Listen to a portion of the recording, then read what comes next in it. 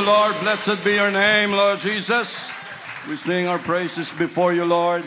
Thank you so much, Lord Jesus. No, every knee should bow down in that name. And we are so thankful for the Holy Ghost that God has given us. Lord, we really bless your name. Thank you so much for this day that you've given us. Thank you for the strength, for the good health. And thank you, Lord, for your presence this morning. Thank you, Jesus. You may be seated.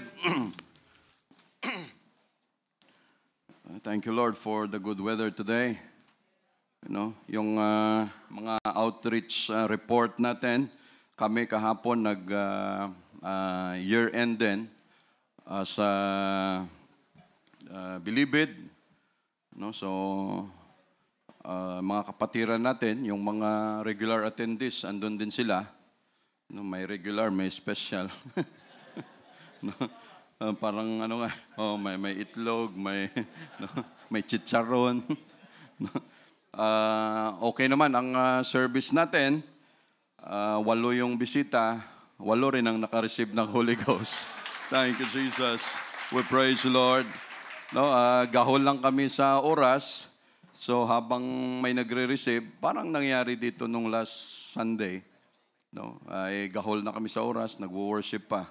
So sabi ni Brother Roland, Brother Sam, yung 7 na nauna, i-baptize mo na. Sige, baptize mo na habang nagre-receive pa yung isa rito para pagkatapos ng worship, tapos na sila lahat mabaptize. So akalain nyo yung 8 kasya sa drum. No? Paano nangyari yun? Of course, isa-isa lang. No? Hindi naman. No? And thank you, Lord, dahil no, ang ginawa rin nila sa Bucor, no, Bureau of Correction, ang ginawa nilang 2 building na pala, Brother Ed, ang alternative learning system. So, ang siniservisan natin doon yun sa pinakadulo. No, pag may riot, may bakbakan, swerte kung makalabas kami. No? Talagang ano yun eh. No, kung andun yung gate natin, dito kami.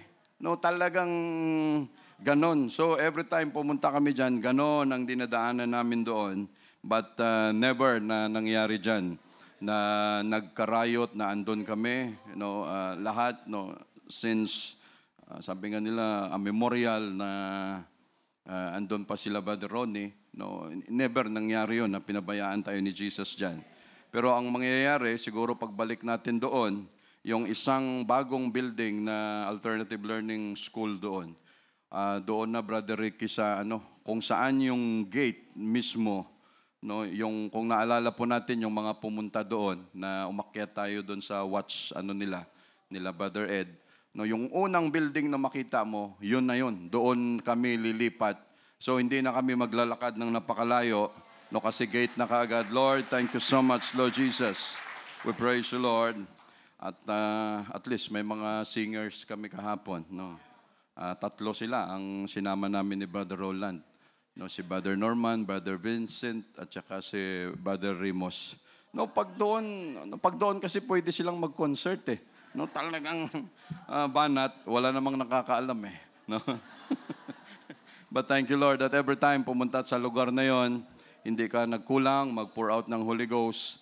20 sila, usually lumalampas tayo, pero ito kasing attendance natin, 20 sila kahapon. Kasi yung mga ibang taga-building, hindi pwedeng tumawid-tawid pa.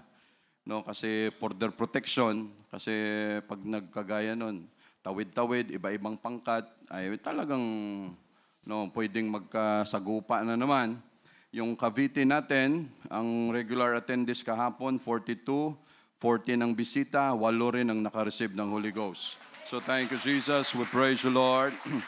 Thank you, Jesus, sa pagsama mo sa mga gawain natin. Pasig, no, 110 ang attendance nila kahapon. Thank you, Jesus.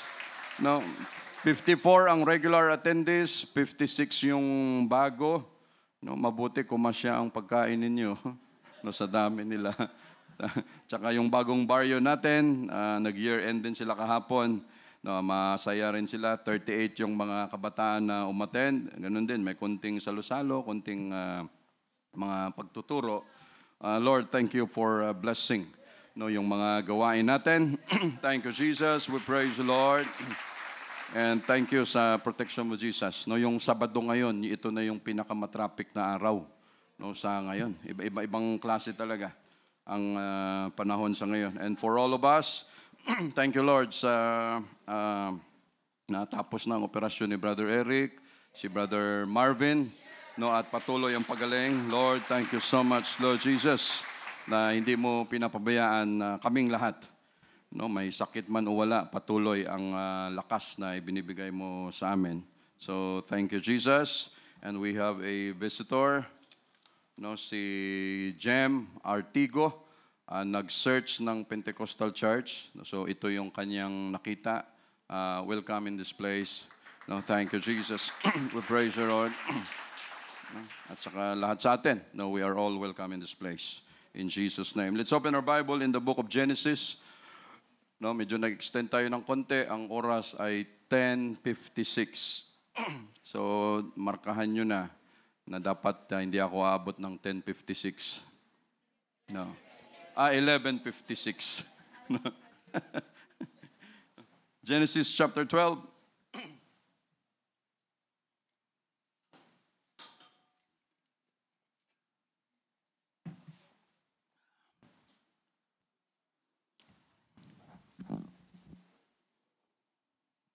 Si Abraham na naman.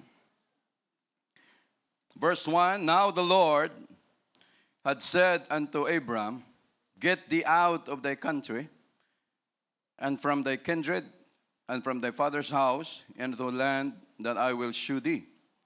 No, so instruction ito ng Diyos kay Abraham. Sabi niya, lumabas ka sa iyong bayan, umalis ka dyan. No, umalis ka sa bayan mo na puno ng idolatry, puno ng mga kasalanan, no? Pumunta ka sa lugar, iwanan mo ang iyong mga kamag-anak, kapamilya, kapuso, kaibigan, lahat ng may iwan mo yan doon. No, nanay, tatay mo, iwan mo.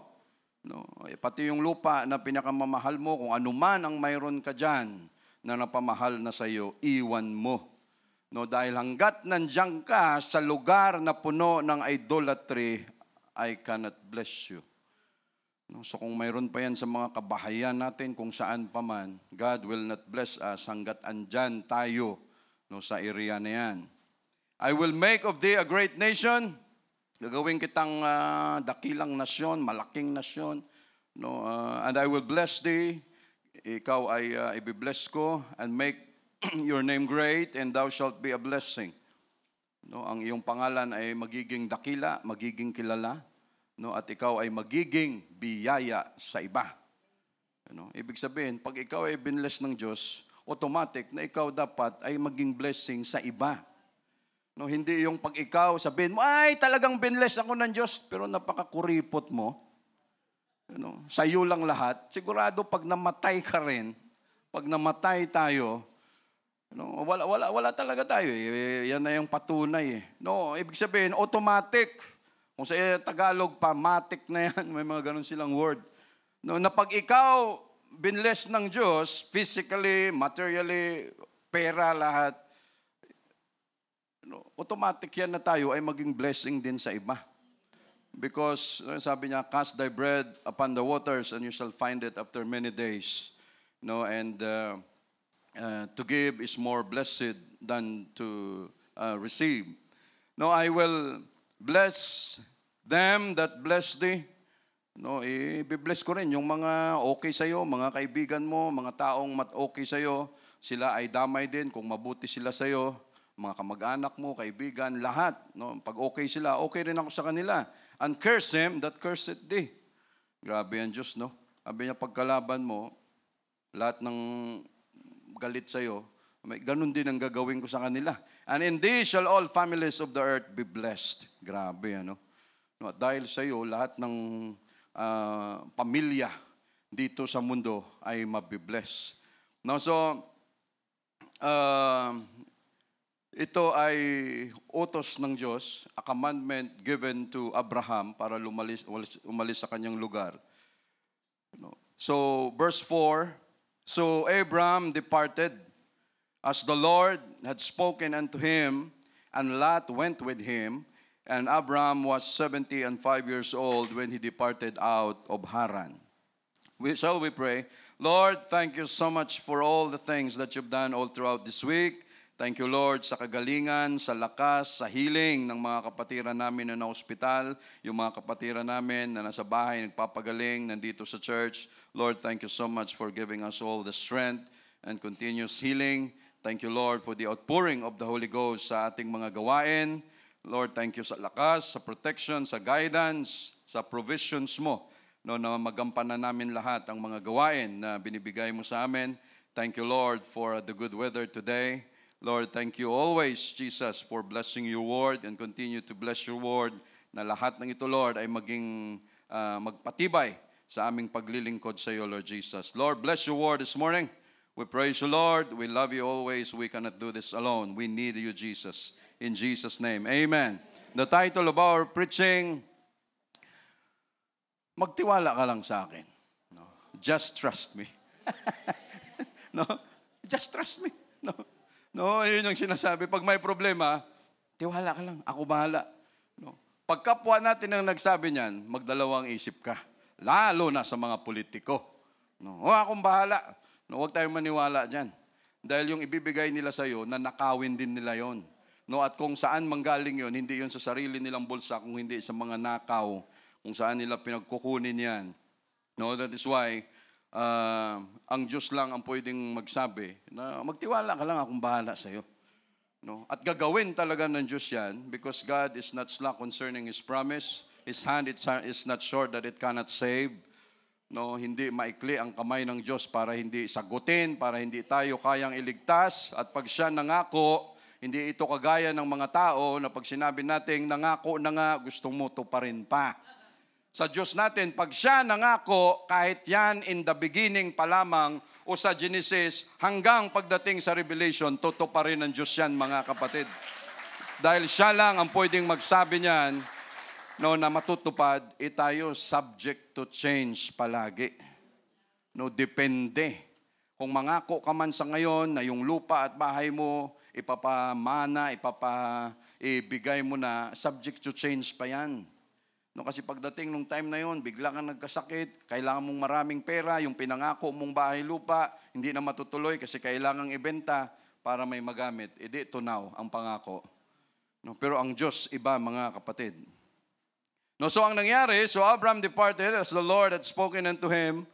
Si Abraham, nung sinabihan siya ng Diyos, umalis ka na dyan sa lugar, dahil ang lugar na yan, hanggat nandiyan ka, hindi kita mabibless. No? Hanggat puno ng idolatry ang paligid mo, hanggang puno ng mga makakasalanan yung nandyan sa iyo, I cannot bless you because pag binless kita, lahat ng makakasalanan, lahat ng idolatros dyan, makikinabang din sila. Eh, siyempre, andun sa paligid mo eh. Kung nakatira pa yan sa bakuran mo, nakatira pa yan sa bahay mo, no? Lahat ng binibigay ng Diyos, siya humihigop. No? Siya nakikinabang. No? So, kung gustong mangyari ng Diyos, ipapakita ko sa iyo, dahil kung nandiyan ka, lahat ng mga tao na nandiyan, na masasama, mga wicked, mga walang interes sa akin, pag binless kita dyan, makikinabang sila, hihigop lang sila, pero sila walang tiwala sa akin. No? Ayaw kong mangyari yan. No? Anong sabi ng Diyos? He that is, no, yung masigasig sa kukunti, sabi niya, ibibless pa niya lalo. No? Pero yung tao na walang-wala na, no, ay talagang wala ka na nga, kukuhanan pa niya. No, so, ang nangyari, mga kapatid, and it is not easy, no, sa mga decisions natin, no, pag sinabi, umalis ka dyan, lalo ba sabihin mo, sa trabaho, no, umalis ka dyan, dahil mamamatay ka dyan sa trabaho na yan, maghanap ka ng iba, no, di ba, hindi ganun kadali. Dahil andun ang bread and butter mo. Andun ang lahat, naka-establish ka na. Pero ang utos ng Diyos, hindi, umalis ka dyan. No, kung anong mayroon ka ngayon, kaya kong gawin yan times 100. No? Kaso, kailangan mo mag-decide na umalis dyan and it is not easy to decide. No? Dahil in-establish na ako dito, Lord. Andito na yung comfort zone ko. No, pag natulog ako dito, yung higaan ko automatic. No, pag higa ko pa lang, lahat ng aircon, no, kunting ano ko lang, pito ko lang, yung mga aircon na yan, gumagana na yan kagad. No? No? No? Alexa? Alexa? No? Pag nagkamali yung program, patay ka. No? No? And it is not easy to decide. But because of his faith and trust in God, kailangan niyang mag-decide na umalis sa lugar na yon. At sa desisyon niya, sabi ng Diyos, umalis ka dyan. Hindi ko sinabing umalis ka dyan, isama mo yung nanay at tatay mo. Kasi kung hindi mo kasama nanay, tatay mo, mamamatay ka. Kasi lahat ng yan, dyan ka lang umaasa. Anong klaseng buhay yan? Mamamatay ka na lang, sa magulang ka pa rin umaasa. Hindi po pwede yan. Dahil tayo na may Diyos na pinaglilingkuran, although kanya-kanyang desisyon ito, pero pagsunod, pagdating sa Diyos natin, mga kapatid, again, He cannot bless us without sa part natin kung hindi tayo mag-o-obey. So, marami yan. So, ano ang sabi niya? Umalis ka dyan sa lugar na yan. At anong ginawa ni Abraham? Hindi sinabi dito, and after 15 years, Abraham departed from Haran. Ano ang sasabihin ng Diyos? Abraham, 15 years! Akong nag-antay. Tumanda ka na, naging 75 ka na, sinabihan kita nung 30 years old ka pa lang. Ganon ka katagal mag-decide? Hanggang kailan mo ko pa antayin? Pero hindi yan sinulat dyan. Dahil ano ang sabi? So Abram departed. Sabi niya, umalis kaagad siya as the Lord had spoken unto him. Ibig sabihin, automatic. Ay, ganun ba, Lord? Sige, Lord. Walang duwa-duwa. Kung sa Ilonggo pa. Walang duwa-duwa, walang dalawang isip, walang mixed emotions, walang ambivalent feelings, walang kung ano man. Walang pag-aalinlangan. Lord, sasama ba ako? Hindi, anong sabi niya? Had spoken unto him. Sabi niya, umalis ka na dyan. At nung ginawa niya, sige Lord, alis na ako rito. Utos mo pala, ganun eh. Why? Yung puso niya hindi nakaangkla sa kung anong mayroon siya doon sa bahay niya. Hindi nakakonek yung kanyang puso sa kung anong kayamanan, kung anong certificate, kung alang ektaryang lupa mayroon siya doon sa lugar na yon. Hindi nakakonek doon. Yung puso niya nakakonek kung paano mag-obey sa harapan ng Diyos. Ay, sabi niya, Lord, sinabi mo pala, sige, sasama ako sa iyo. Pupunta tayo. At siya ay pumunta sa lugar, ang sabi diyan sa Acts, ang sabi diyan sa Hebrews, siya pumunta sa lugar na hindi niya alam kung ano ang kanyang pupuntahan. Di ba yun ang faith? Faith is the substance of things hoped for, the evidence of things not seen. And ano pa yun? Hope for, yun, the evidence of things not seen. Pumunta siya sa lugar na yon, hindi niya alam, Lord, tunay ba itong pangako na sinasabi mo? Yung lupa kaya na promised land na sinasabi mo, totoo kaya lahat? Although siyempre tao din si Abraham, sigurado na andyan yan sa isip mo. Lord, tama ba itong desisyon na gagawin ko? Stable na ako rito, stable na ako rito, okay na ako rito. Masaya kami ng pamilya ko, nanay, tatay ko, everyday pagising ko, andyan na yung kape, andyan na yung itlog, andyan na yung, nakalatag na Lord. So, ano pa ang maipangako mo sa akin? Mayroon naman ngayon. Okay na lahat. Pwedeng ganun, di ba? Lord, kung may tatawagin ka, tawagin mo na lang yung iba. Send them, not me. Okay na ako dito, Lord. Di ba? Pwedeng ganun. Pero anong ginawa ni Abraham? Ay, Lord, meron ka palang mas pangako.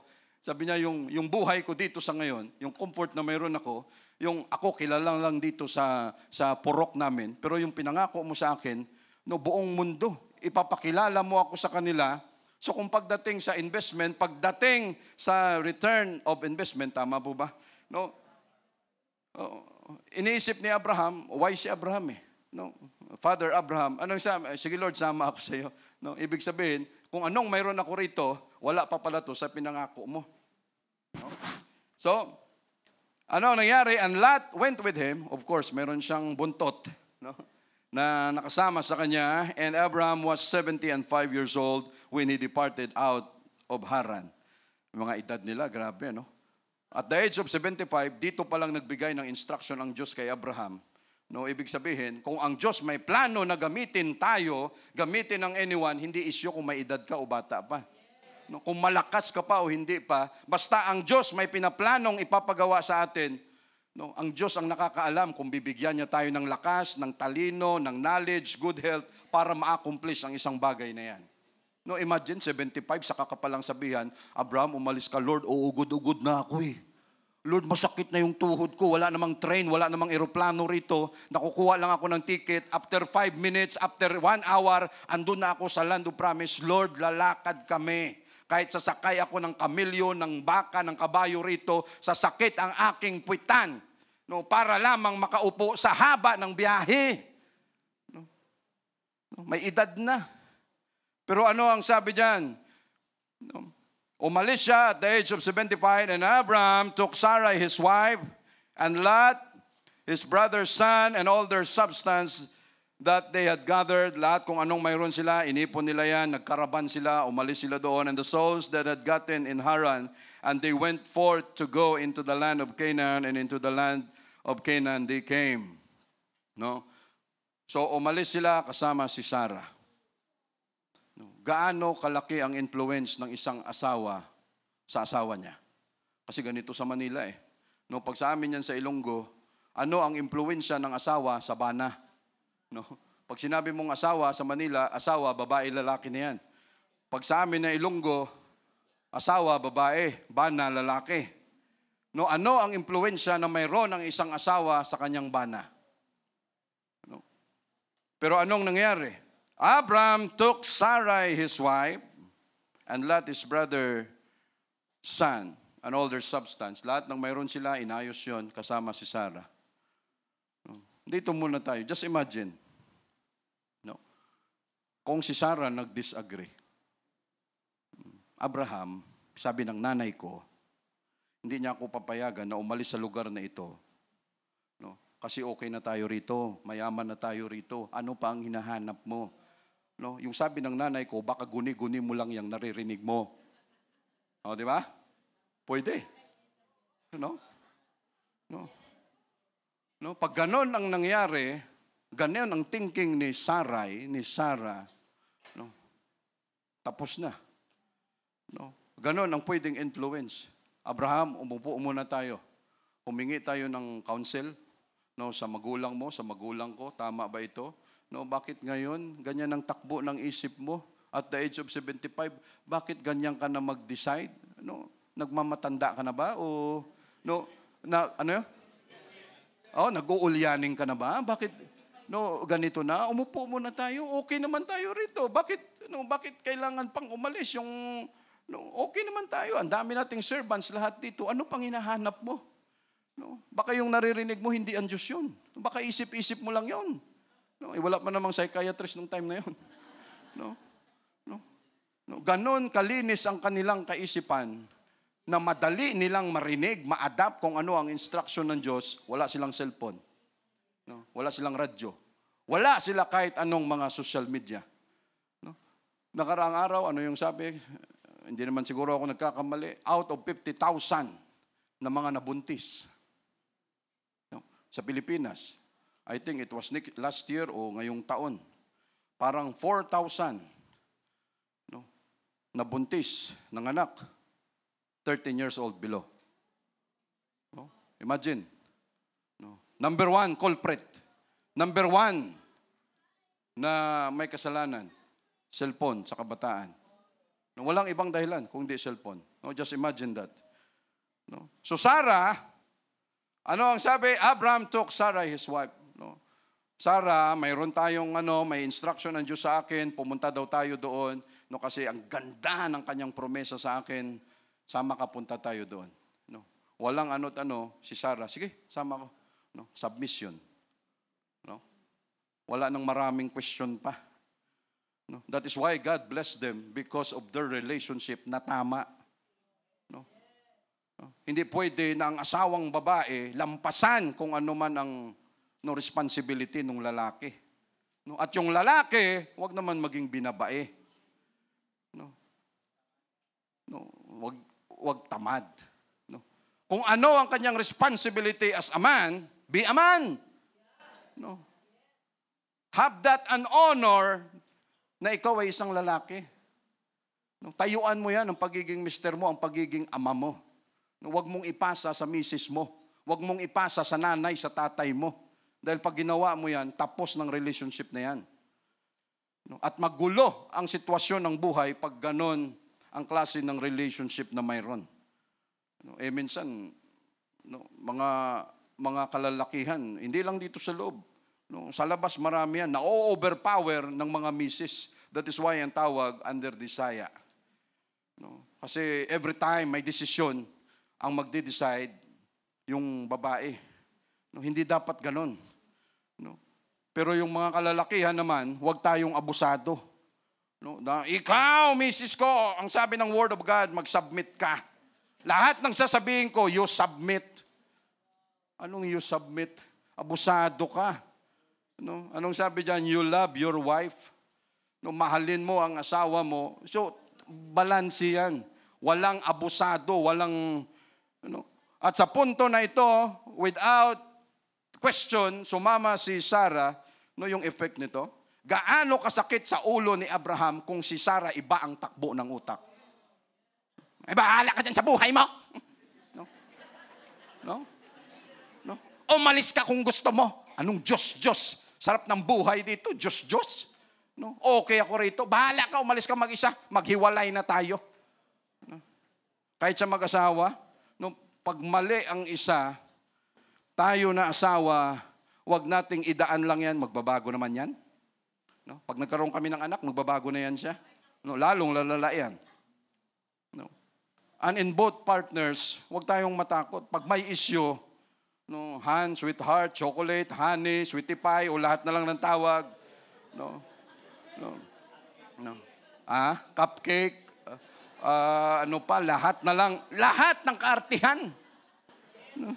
May pa-cupcake, may pa-chocolate, may kung ano na lang. Pero ang klase ng relationship, pasira na pala. Dahil lahat na makikita mo sa social media, peke. No? Lahat, may ka-sweet-sweet, may pasubo-subo pa. No? Kita mo, may pag-ganon. Yung pala sa bahay, kutsilyo yung sinusubo doon sa... Ano? Sweet-sweet, magugulat ka, after ilang buwan, hiwalay na. Hindi tunay, hindi peke. Ano? At sa mag-asawa, ganun yun mga kapatid. Han, halika muna, usap muna tayo. Yung sinabi mo kanina sa akin, medyo nasaktan ako. So, ay, ganun ba? Ano? At yung both partners naman, willing to accept correction. No, hindi ibig, ay, lalaki ako eh. Kailan ako naging mali, ha? No? Lagi kang mali, hindi mo lang alam. No? No? Dahil sa emosyon, dahil sa pride. No? Talagang ano ako eh. No, just imagine. No, pag ano ang takbo ng relationship sa pamamahay. No? No. Laging mura, laging may bisyo, laging may inom. No, ay huwag ka na mag-accept na pag kayo nagkaanak, sigurado ma-adapt lahat yun. Huwag mong isisi sa kapitbahay ng anak mo nagmumura, naglalasing, nagiinom, nagda-drugs. No, tapos sabihin mo, kung kita lahat sa buong pamamahay, ay huwag mong isisi sa kapitbahay. No? At kung anong klaseng powerful mayroon mga kapatid, ang partners natin, no, especially in our church, and again, our church will not tolerate ng kung anumang mga kalukuhan. At tandaan natin, no, mayroon tayong Holy Ghost lahat. We are all baptized in Jesus' name. No, at yung mga kalukuhan natin, hindi man tayo mahuli sa ngayon.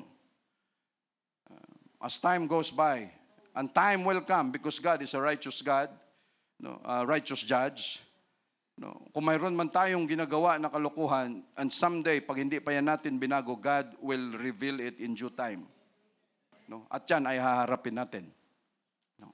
At pag dumating ang sitwasyon na yan, no, minsan matapang tayo gumawa ng kalukuhan. No? Pero sa pagharap ng sitwasyon, sa kalukuhan na ginawa natin, takot tayo. No? Hindi pwede yan. No? At kahit sa mag-asawa, no? And the church will not tolerate kung anumang kalukuhan, no, na nagagawa, no, natin lahat. No? The church will not tolerate it. That is why may tinatawag, may kinakausap, paano natin mabago, because we care for the soul, no, na nagkamali, na umayos, bumalik sa kawan at umayos. No? Sa husband and wife, no, pag nagkaroon, ito related pa rin naman ito eh. No?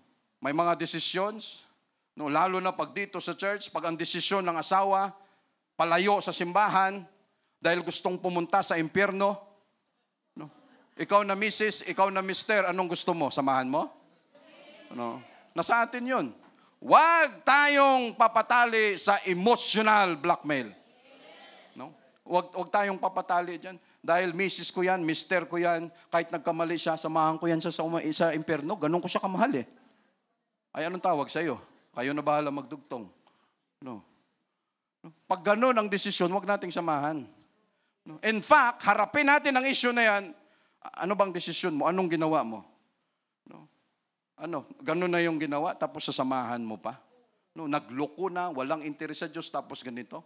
Tapos gusto niyang mag-dive, papunta sa impyerno, dive ka rin. Ano yan?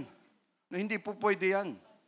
No, we must make a choice. At yung tao na nagkamali, yon ang dapat matauhan at hindi yung tao na nasa tama. No, yung tao at alam mo ikaw nasa tama, ikaw ang magsabi doon sa tao na siya nagkamali at wag mo siyang samahan ang problema. Minsan tayo ng mga magulang na ba-blackmail ng ating mga anak pagdating sa emosyon. No, kahit sa mga kabataan. Yung mga kabataan natin na yan. 2 years old, 3 years old, 5 years old, 6 years old, 7 years old. No, akala mo ganyan-ganyan lang sila? Kaya na nila tayong paikutin yan. Umiyak lang ng konti, anak, anong talagang gusto mo? Huwag ka lang umiyak, ano bang gusto mo, anak? No? Lahat na lang ng kalokohan gagawin.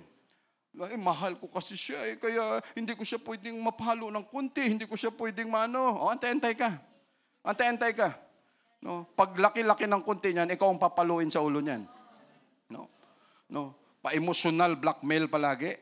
No, mahal ko kasi siya. Hindi ganoon ang pagmamahal. No, a rod of correction. Love, chasten it. No, yung tamang higpit lang, tamang disiplina.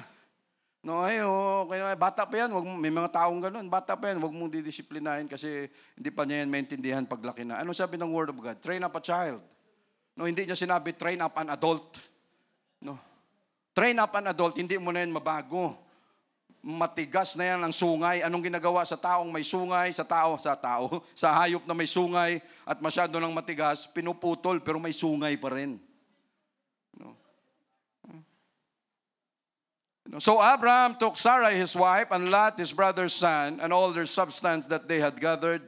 So ito mga kapatid, no, lahat ng ito, without question, sumunod kaagad si Abraham, sumunod si Sarah. That is why ganito ka-importante ang partnership ng mag-asawa. No, lalo na sa atin na naglilingkod sa Diyos.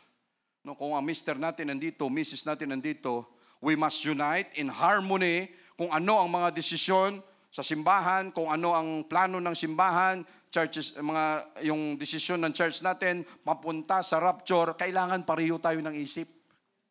No? Hindi pwedeng magkaiba kayo ng direksyon. No?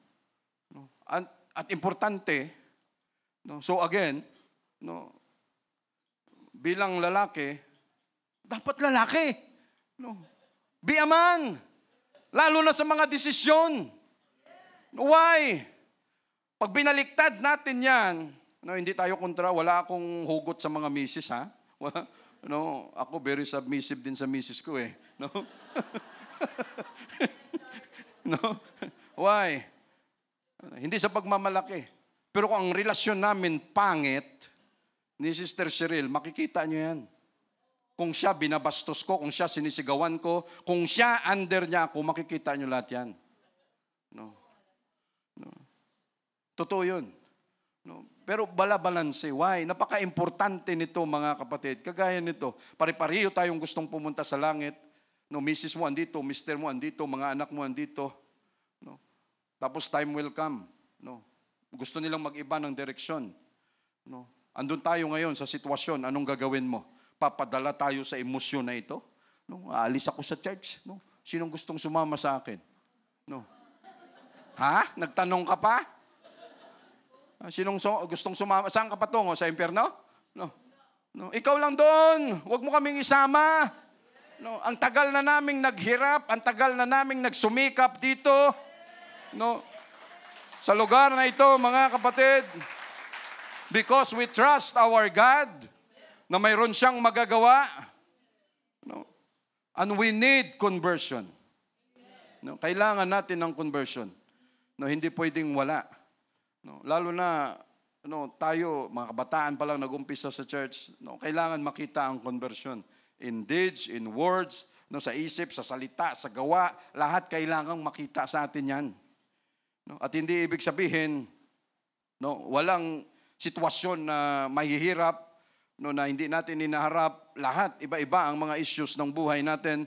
So Abraham took Sarai his wife, and Lot his brother's son, and all their substance that they had gathered, and the souls that they had gotten in Haran. And they went forth to go into the land of Canaan, and into the land of Canaan they came. And Abraham passed through the land unto the place of Shechem, unto the plain of Moreh. And the Canaanite was then in the land. And the Lord appeared to Abraham and said, Unto thy seed will I give this land. And there builded and he an altar unto the Lord who appeared unto him. No, and he removed from thence unto a mountain in the east of Bethel, and pitched his tent, having Bethel on the west, and Hai on the east. And there he builded an altar unto the Lord, and called upon the name of the Lord. And Abraham journeyed, going on still toward the south. Now, this is the most powerful story of Abraham about trusting God. No, and Abraham was the father of faith. No, the story of Abraham. God commanded Abraham to sacrifice his only son, Isaac, as a test of his faith. No, Abraham trusted God's wisdom and prepared to make the sacrifice. No, yung issue niya kay Isaac, no, that is why he was called the father of faith. No, and for us, mga kapatid, what are you willing? What are we willing to give up or sacrifice just to keep on trusting God? No, ano naman ang kaya nating i-give up? Ano ang kaya nating sacrifice dahil lang sa pananampalataya at pagsunod natin sa Diyos? No, Abraham had the ultimate sacrifice by giving or offering his son, but he trusted on God's promises. No, siya nakakapit dito sa promesa ng Diyos na ang Diyos may pangako sa kanya, at kahit ang Diyos mabigat ang instruction sa kanya na dapat gawin, i-offer mo ang anak mo. No, so anong ginawa ni Abraham? Ginawa pa rin niya kung anong dapat. When God called, inisa-isa lang natin, when God called Abraham to leave his homeland, so iniwan niya si nanay niya, si tatay niya, kamag-anak niya, mga kaibigan niya, mga nagbiyahe sila sa lugar na hindi niya alam, and without hesitation, no, walang halong pag-aalinlangan, no, he obeyed the Lord, followed the Lord's call, he wholly followed the Lord. No, ang dito sa Bible natin, lalo na sa Hebrews, mayroong maraming mga kwento dito about trusting God. No, about trusting God in time of troubles, trusting God in time of sickness, in time of calamities, in time of sorrow, in time of loneliness, in time of trials and temptations. No, pagtiwala sa Diyos sa panahon ng hindi mo alam kung anong dapat gawin, panahon ng confusion, we need to trust God. In time of war, we need to trust God, at marami pang iba-iba, mga kapatid. No, at iba-iba ang level ng tiwala natin sa Diyos, no, at yun ay nakabase sa kung ano ang mga experience natin sa paglalakad natin sa Diyos, mga kapatid. And sometimes ang sukatan, no, at hindi ang sukatan minsan hindi sukatan ng pananampalataya natin sa Diyos, hindi ito nakabase minsan sa edad. No? Mas may edad ako sa iyo, ang pananampalataya ko mas mataas sa iyo. Hindi ganoon. No? Kahit sa Biblia, marami. No? Lahat ng may edad, lahat ng matatanda, kanya-kanyang tago na sila sa kuweba. No? Dahil sa takot. Si Gideon, nag-iisa lang. No? Hindi nakabase ito sa edad. Ang pananampalataya natin sa Diyos, no, iba-iba ito, mga kapatid. No, minsan may mga kabataan mas matapang pa kaysa sa bata. No, may mga bata mas matapang pa na humarap sa sitwasyon kaysa sa may mga edad na. No? At sa schools natin, no, lahat ng subjects pwede nating matutunan. Pero yung trusting God, yung pananampalataya sa Diyos, hindi yan tinuturo sa eskwelahan. No? Lahat ng subjects, mathematics, science, chemistry, geometry, physics, lahat. Pati Rizal, pati Pilipino, pati lahat. No, matutunan natin sa eskwelahan, pero yung pananampalataya natin sa Diyos, hindi yan tinuturo sa eskwelahan. Dito lang yan sa church natin tinuturo, mga kapatid. No, sa dami ng pwedeng ituro sa eskwelahan, ito ang hindi tinuturo. No, at ito sana ang pinaka-importante, ang problema, paano nila ituro ito? Yung magtuturo mismo, wala kang tiwala sa Diyos.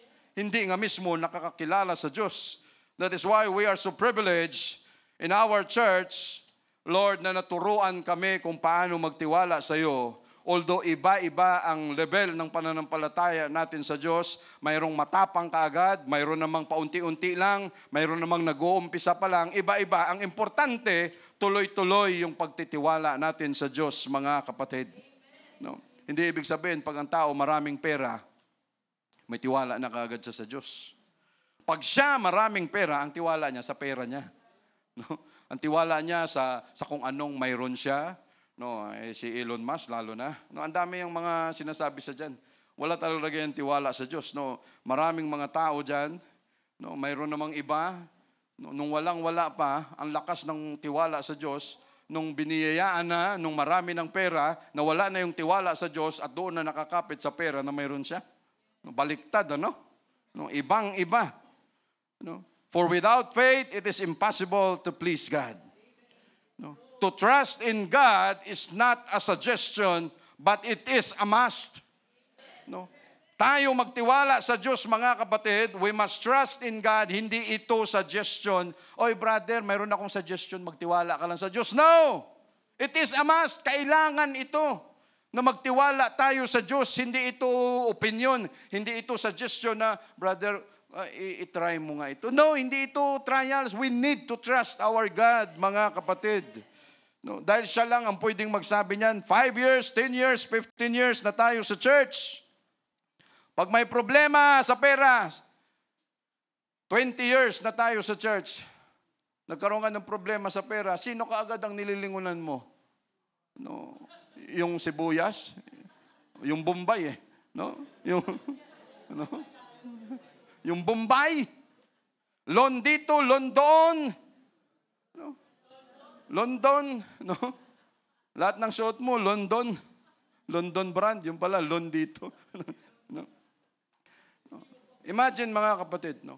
Habang tumatagal tayo sa church, hindi pwede na yung tiwala natin sa Diyos. Kung kailan tayo nag-umpisa, ganun pa rin.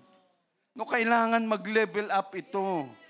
No, 5 years, 10 years, 15 years, dapat iba na ang pananaw natin sa pananampalataya natin. Kagaya niyan, pag naipit ka ngayon sa pera, ano ka agad ang lingunan mo?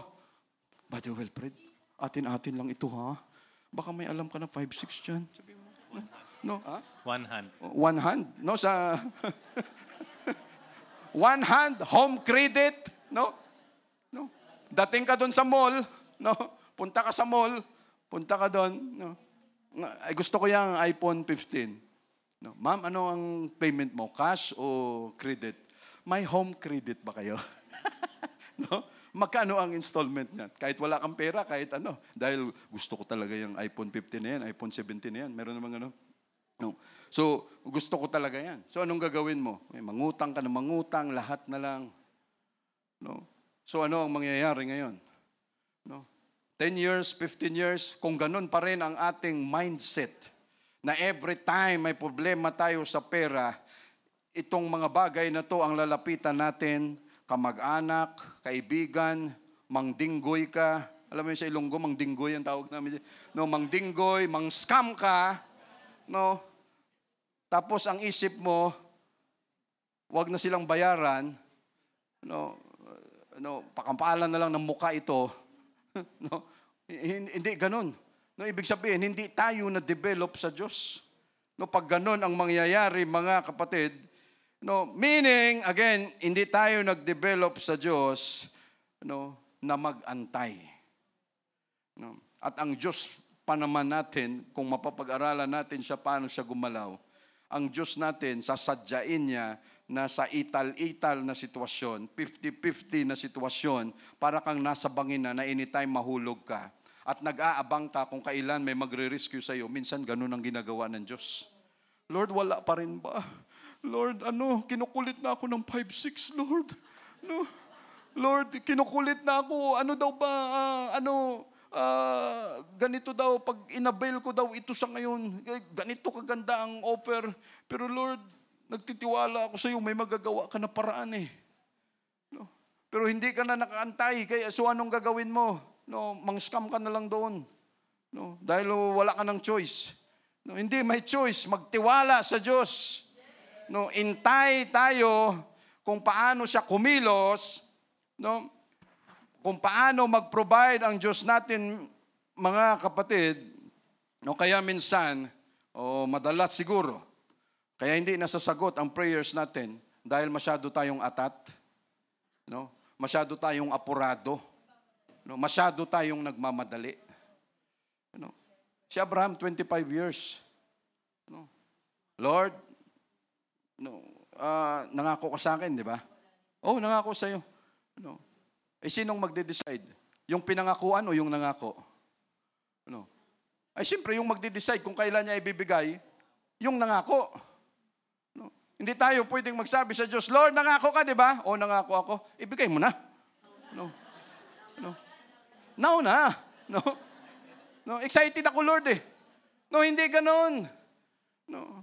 Malamang, sigurado, kaya maraming napurnada ng mga prayers natin, kahit gusto pa natin dahil hindi tayo makaantay.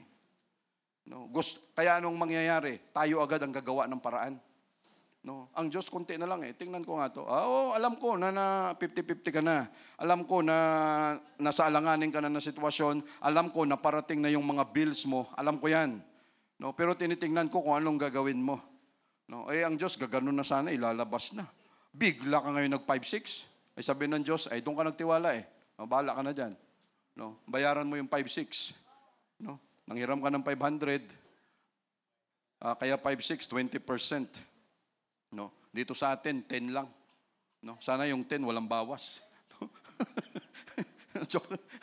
No? Say praise the Lord. No? Huwag nating dadayain ng Diyos natin. No? Kaya minsan, again, no, marami, sigurado mga kapatid, kaya gano'n ang nangyayari. No, dahil kulang tayo sa pasensya na mag-antay sa Diyos natin. No, hindi tayo makaantay, kulang tayo ng tiwala.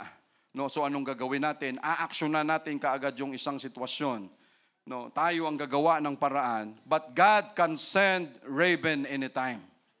No, for our good. No, kaya niyang mag-provide anytime. No, kayang gawin ng Diyos yan. No, Daniel in the lion's den, Shadrach, Meshach, and Abednego, no, sila ay tinapon sa apoy, but their faith were unwavering. No, yung pananampalataya nila sa Diyos, Lord, ibali na. Sige, itapon mo kami sa apoy. Basta ang pananampalataya namin sa Diyos, hindi ito magbabago. Anong klaseng pananampalataya ito? Just trust in God.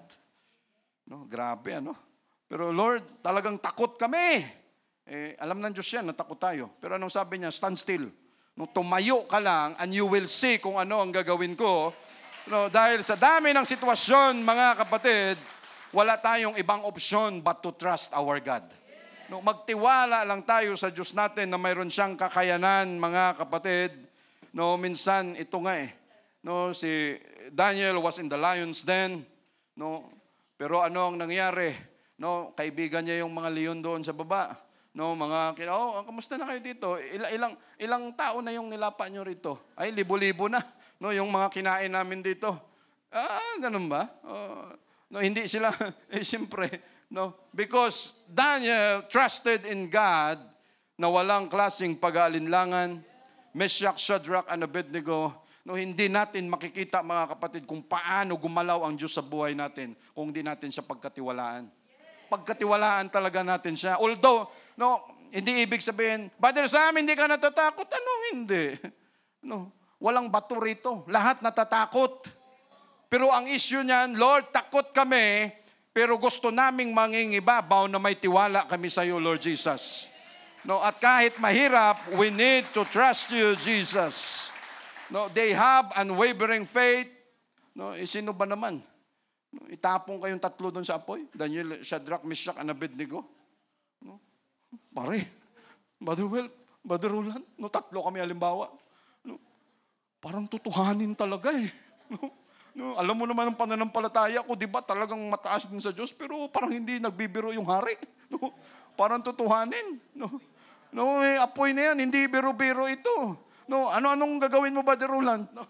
Tara na. Oh, tara na, give up na lang tayo. No, kasi akalain mo, ito na, tinali na tayo, itatapo na tayo, parang hindi totoo yung Diyos na pinaglilingkuran natin, di ba? No? At sasadyain ng Diyos na ilagay ka talaga doon. No? Nasa pananaw natin, wala siyang magagawa. No, ganun ang Diyos natin. No? Pero kailan siya gagalaw? Ipapakita niya talaga na ihagis tayo doon, ibabad tayo sa sitwasyon na mahihirap at doon siya gagawa ng paraan. No? Para ano? Para yung pananampalataya natin sa Kanya, Lord, totoo ka pala. No? Kaya mo pala, Lord Jesus. No? Kasi kung anong nangyari, sige, for your sake, wala pa tayong aksyon, wala pa tayong tinayuan na prinsipyo, sige, for your sake, patayin ko yung hari. No? Paano niya sabing may pananampalataya tayo sa Kanya? Wala pa tayong na-aksyon, wala pa tayong tinayuan, tapos sabi niya, sige, para hindi matuloy na kayo itapon, patayin ko yung hari. No, hindi ganoon ang prinsipyo ng Diyos. We need to trust God. Kailangan nating tumayo sa Kanya. Ganon yung kanilang mga pinagdaanan. Pero tayo, minsan simpleng sabi lang ng boss natin, tiklop na tayo eh. No? Sila tinapon na sa apoy, papakain na sa leon. Pero yung mga trials and temptations natin sa ngayon, wala sa sinabi nila. No, walang sinabi sa dinaanan nila. No, na ngayon, kunting problema lang, tiklop na tayo. Kunting sama ng loob lang, ayaw na natin sa church. Kung ang mga tao na ito buhay pa, ay baka durug-durug tayo sa sabon. No, may shampoo pa yan. Anong klase kayong mga tao? Kami ganito nang ginawa. Kita namin kung paano gumalaw ang Diyos namin. Tapos ikaw, sumama lang ng kunti ang loob. Ayaw mo na sa Diyos mo? No? Mahinang nilalang. No? No? No, ibig sabihin, mga kapatid, sila tao rin. No, kinaya nila, wala silang Holy Ghost, tayo may Holy Ghost. No, yan ang advantage natin, mga kapatid. And God will not require us today na ikaw gusto kong makita ang pananampalataya mo, ipatapon din kita sa impyerno. No, kasi mas matindi ang apoy doon. Hindi ganun ang Diyos natin. No, pero dito lang sa mga simpleng bagay, gusto na kaagad makita ng Diyos natin, Lord, kailangan lang namin magtiwala sa iyo. No? Because, Lord, alam namin may magagawa ka. Alam namin kaya mo ito, Lord Jesus. No? Our mindset, no, yung isip natin, no? So just imagine tayo, kunting sama ng loob, ayaw mo na magsimba. Lord, bakasyon muna ako ng 2 months kasi masama ang loob ko. So, babalik na lang ako dyan after 2 months. Pasalamat ka pag wala pa yung rapture. No? Pag talikod mo, biglang nag-rapture, hindi na natin maibalik yan. No? Minsan, ang bulsa natin sinusubukan. No? Dito sa church. No? At yun ang realidad eh. No? Hindi naman tayo nagkulang. No? And we are so thankful to God sa management na mayroon tayo. No? Minsan lang natin sabihin to, pero ang church natin, walang utang sa rental dito. No. And that is, Lord, we thank you so much, Jesus. No, we thank you so much, Lord. Lahat effort na natin, mga kapatid. Why? No, minsan doon pa lang sinusubukan tayo. Sila sinubukan mismo ang buhay nila, pero sa panahon natin ngayon, kung ikukumpara pala natin, wala sa kalingkingan. No, yung ating mga hinaharap para lang masabi na, Lord, may tiwala na kami sa iyo. No, minsan ang bulsa natin sinusubukan. No, pagdating sa ang contribution natin sa church, paminsan-minsan lang naman yan eh. No? At doon, minsan sa mga bagay na yan, sinusubukan din tayo ng Diyos. No? Kung sino ang malakas mag-abot, magbigay, at kung sino ang malakas magsabi, sila na lang dyan. No? Palakasan lang yan eh. Ang problema, ibang lakas. No? Why, mga kapatid? No? Nasubukan na natin ito. Subok na natin ang Diyos natin, mga kapatid, kung paano siya mag-provide. ng lahat ng pangangailangan natin. No? Napakaklaro yan. No, sa atin, na mga nauna lang ng konti, no, nakita na natin yan. No? At ang tawag pa rin natin doon, at sa ganong klaseng paraan, we need to trust God. No? Why? Kung ano ang sabi dyan? Kung ang tinulungan mo, mahal mo lang sa buhay, kamag-anak mo, walang kwenta yan. No? Biblically, yun ang sabi dyan. No, anong napala mo kung ang tinulungan mo, kaibigan mo lang, kasama mo, mahal mo sa buhay, kasama mo sa bahay. No, sabi niya, wala ka pang naitulong, wala ka pang naibigay. Why? Mahal mo naman yan eh. That is why sabi niya, you love your neighbor. No? No? Dahil sa neighbor mo, doon mo mapatunayan, kahit yan gusto mo nang awayin dahil sa amoy ng aso mo. No? No, sa bahay. No, left and right. Left and right. Katabi namin, nag-aalaga. Although may mga gate naman lahat yan, ang hangin, pwede mong lagyan ng gate. No? Yung dapya, yung simoy ng hangin. No, kahit maaliwalas yung paligid, ang hangin, hindi mo pwedeng lagyan ng pader. No? Pag singaw, hindi nila nalinis. Parang gusto mong katukin yung kapitbahay mo. Baka pwedeng, ayokong makishare. No? No? O, kung gusto nyo, sa inyo na lang. No, kasi pag hindi nalinis ka agad, but hindi pwedeng ganon, mga kapatid. No? Ang layo na ng kapitbahay namin, ando na sa kabilang bloke. Minsan magugulat ako, dadaan, Pastor, pasikip ng pasikip tuloy yung kilos ko. No? Ay, paano nalaman na gano'n ang trabaho ko? Hindi naman natin kausap, hindi naman natin, pastor daw. Kaya sabi niya, kaya ayusin mo yung kilos mo. No? No?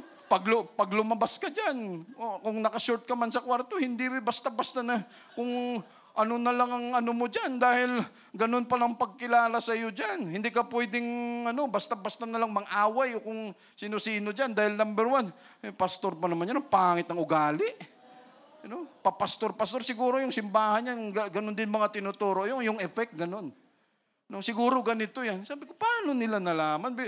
Pastor, sabi ko, pahirap ang kilos natin ito siya. No? Kahit gusto mong kausapin yung kapitbahay mo sa nangangamoy na wiwi, na pupo ng aso, no, hindi mo pwedeng ganun. Kailangan magtiis. Lord, have patience. Lord, give me long suffering. Why? No, hindi pwedeng basta ka na lang aalma. No. Kahit sabihin mong right ka pa, kahit sabihin mong tama ka pa, hindi basta-basta bigla ka na lang dahil number one, magiging kapitbahay mo yan forever. Kung ang tingin niya sa iyo masama, tapos ka na. No. Forever na rin yan. No, tapos masama na yan. Ito mga kapatid, that is part of our conversion kung paano, kaya minsan, Lord, no, marami tayong sitwasyon, huwag nating idaan sa kamay natin.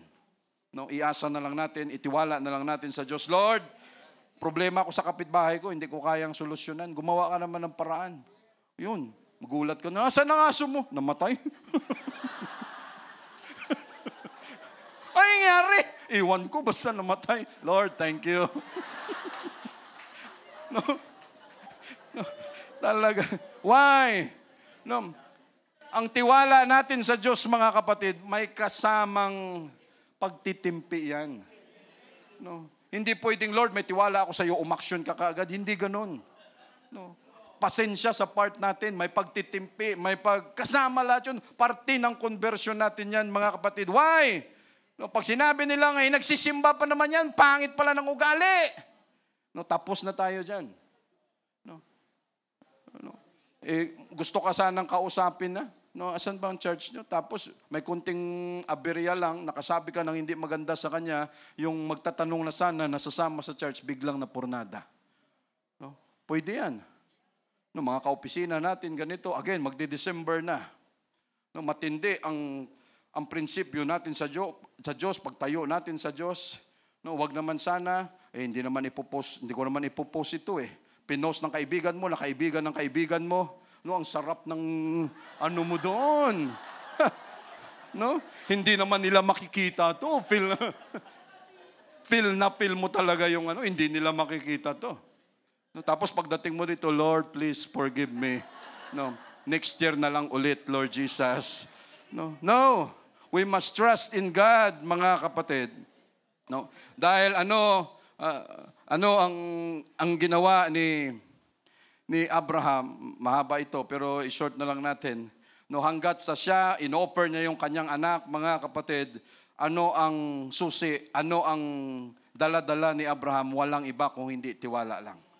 No, although mahirap 'yon. Offer mo yung anak mo sa akin. Sige Lord, kahit nagdadalawang isip ako, tama ba ito? Kasi una, sinabihan na ako ng misis ko, sumunod ka, ganyan. Tapos ngayon, anong klaseng Diyos yan? Binigyan ka ng instruction, nangako sa sayo, ibigay yung anak. Tapos ano ang gagawin niya? Ibigay mo ulit, i-offer mo, sunugin mo. Diyos pa ba yung pinaglilingkuran mo? Pwedeng ganun, di ba? Pero anong isip lang ni Abraham? Hindi, kailangan ko lang magtiwala. Nakita ko ng kamay niya kung paano siya gumalaw. Nagsabi siya, nabigyan niya ako ng anak at the age of 100, 99 si Sarah, tinupad ng Diyos ang pangako niya, nagkaroon ng anak na yan ay beyond medical condition.